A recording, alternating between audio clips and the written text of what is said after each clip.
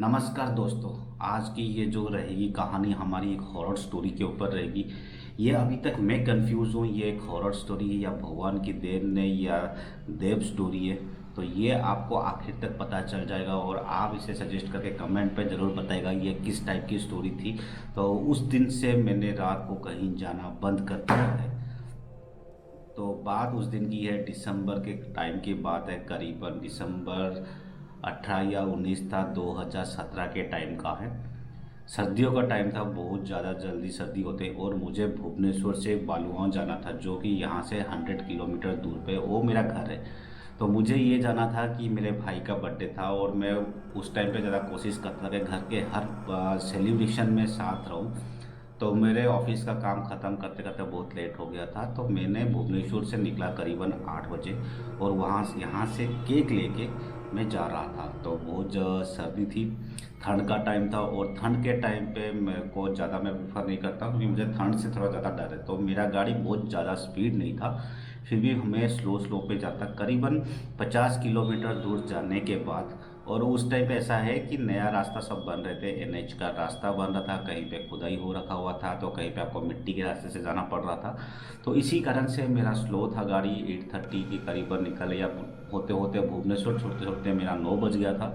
9 बजे के बाद मैं जब जा रहा था तो रात के करीबन मुझे पहुंचते पहुंचते गांव में 10:30 होने वाले थे। तो उसी बीच हम जब रास्ते पे जा रहे थे, रास्ता पूरा सुनसान हो गया था।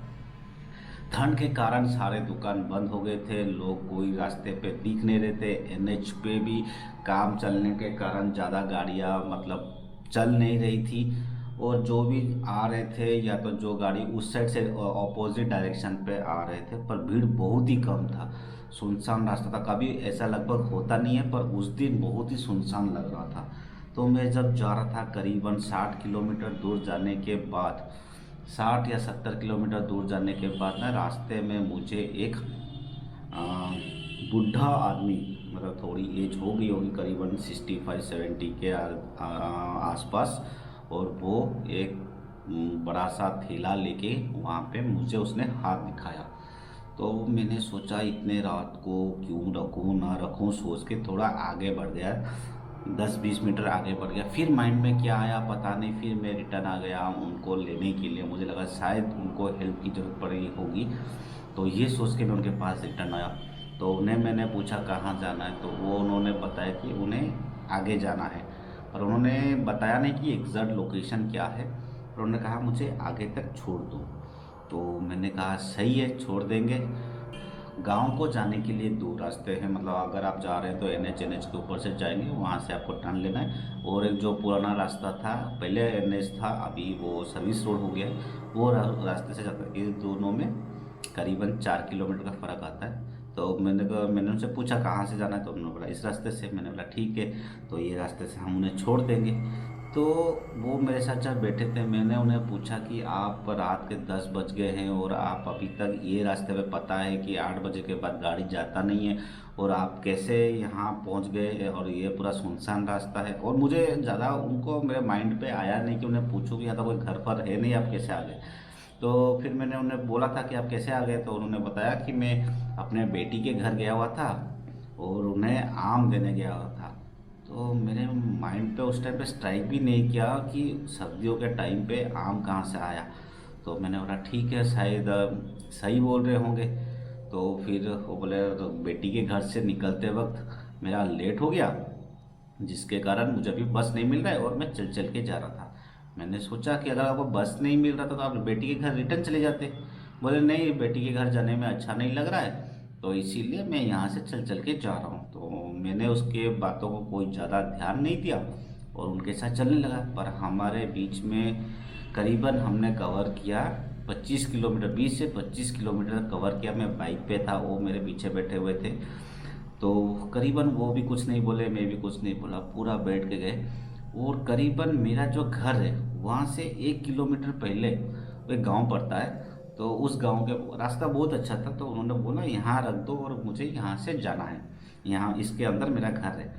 तो मैंने भी कुछ सोचा नहीं, वहाँ रख दिया और उनको रखने के बाद और वो चले गए, मतलब वहाँ से चले गए। तो मैं थोड़ा आगे जाके जब देख रहा हूँ, मतलब आगे थोड़ा गया, मेरा माइंड में क्या स्ट्राइक किया पता नहीं, फिर मैंने क्या किया, मिरर से उन्हें देख रहा हूँ, तो मिरर से देख रहा हूँ तो मुझे कोई दिख नहीं रहा है। मतलब अब मैं, कोई आदमी नहीं है, रास्ता तो पूरा पूरा खुला पड़ा हुआ है, अगर वो इंसान चल चल के जा रहा है तो वो दिखना चाहिए, तो मुझे वहाँ पे कोई दिखा नहीं। तो फिर वो मुझे थोड़ा सा डाउट हुआ कि ये क्या हो रहा है मेरे साथ। फिर मैं आगे गया, जब मैं अपने घर की तरफ जाता हूँ, जब मैं अपने घर की तरफ जा रहा हूँ तो हमारे गांव को जाने से पहले एक तालाब पड़ता है। तो तालाब के पास बहुत बड़ा तालाब है, जहाँ पे पूरे गांव के लोग वहाँ पे अपना जो भी काम करना है करते हैं। तो उस तालाब के पास में बहुत बड़ा बरगद का पेड़ है, तो मुझे उसको क्रॉस करके गांव तक जाना था। तो फिर मैं जब उसको क्रॉस कर रहा हूँ तो मुझे वो टोटली विजिबल तो नहीं है, क्लियरली विजिबल नहीं है, पर थोड़ा हल्का हल्का ऐसा लग रहा है जिस आदमी को मैं वहाँ छोड़ के आया था वो यहाँ खड़ा है। मुझे ऐसा कोई महसूस हुआ, ये मेरे मन की बात थी पता नहीं। फिर ऐसा ऐसा हो के मैं 10:30 बजे तक घर पहुंच गया, और घर पहुंच के जैसा केक काटना था, बर्थडे सेलिब्रेशन सब करना था, ये सब किया। तो उस दिन रात को चले गए, मुझे कुछ जो उस चीज़ के बारे में मैंने कुछ ध्यान नहीं दिया। तो ये एक ऐसी मायावी शक्ति थी या ये भगवान थे, हाँ, तो ये मेरे माइंड पे कुछ आया नहीं, मैंने छोड़ दिया उसे। कुछ दिनों के बाद जब मैं कुछ दिनों के बाद जब मैंने ब्लॉग्स पढ़े या तो यूट्यूब पे ऐसा देखा, तो मुझे भी वो चीज़ का रियलाइज़ हुआ कि ये जो मेरे साथ हुआ था ये क्या था। भले जैसे लोगों को बुखार होता है या कुछ तबीयत खराब होता है, ऐसा मेरे साथ कुछ नहीं हुआ था, पर मैंने महसूस किया कि शायद वो एक, मतलब अलग दुनिया की आत्मा थी, या तो भगवान किसी रूप में मुझे बचाने के लिए आए थे, कुछ भी हो सकता है। क्योंकि उस टाइम पे, अभी थोड़ा तो कम हो गया, उस टाइम पे मैं साईं बाबा का बहुत ही जप करता था, साईं बाबा को बहुत ही मानता था, या साईं बाबा का बहुत ही पूजा करता था।